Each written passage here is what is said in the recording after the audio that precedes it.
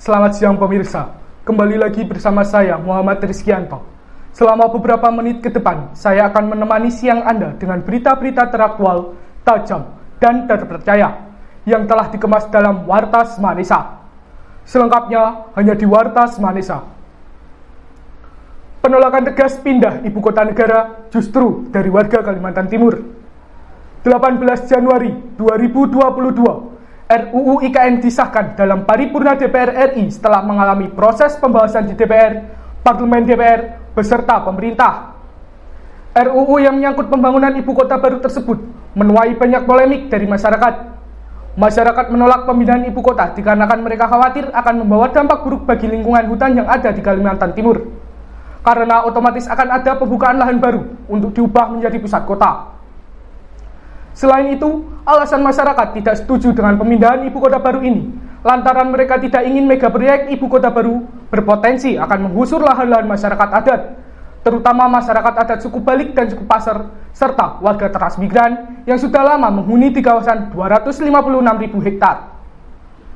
RUU IKN dinilai minim dari partisipasi publik, sebab di dalam Undang-Undang Nomor 12 Tahun 2011 dikatakan, setiap undang-undang wajib ada partisipasi dari publik.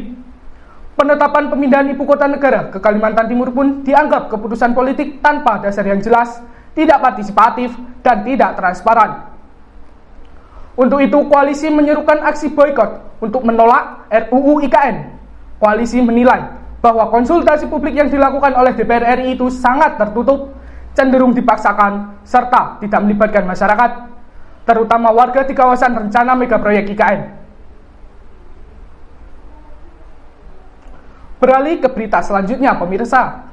Mendengar Ibu Kota Nusantara, masih ingatkah Anda dengan peristiwa penyatuan tanah air Nusantara yang dilakukan di titik 0 IKN oleh Presiden RI?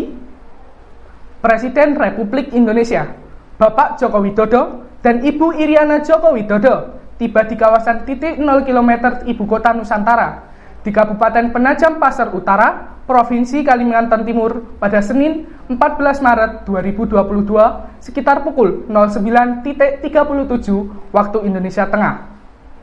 Saat tiba, Presiden dan Ibu Iriana disambut dengan prosesi adat tepung tawar dari Sultan Kutai Kertanegara. Tarian Ganjar Ganjur sebagai tarian selamat datang kemudian ditampilkan oleh penari Keraton Kesultanan Kutai Kertanegara. Presiden dan Ibu Iriana kemudian menuruni tangga menuju Tugu Geodesi titik 0 km IKN.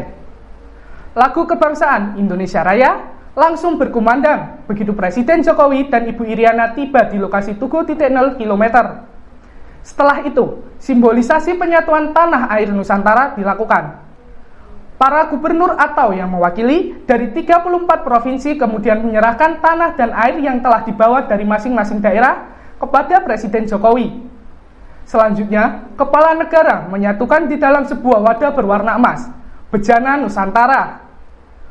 Uniknya dari prosesi ini adalah tanah dan air dari tiap-tiap daerah dibawa dengan menggunakan wadah yang menjadi ciri khas dari daerah masing-masing. Hal ini juga melambangkan kekayaan budaya Indonesia sebagai sebuah negara besar, sekaligus simbolis bahwa IKN akan menjadi kota bagi semua. Warta tadi sekaligus menutup jumpa kita pada siang ini. Mewakili segenap tim yang bertugas, kami mohon undur diri. Terima kasih.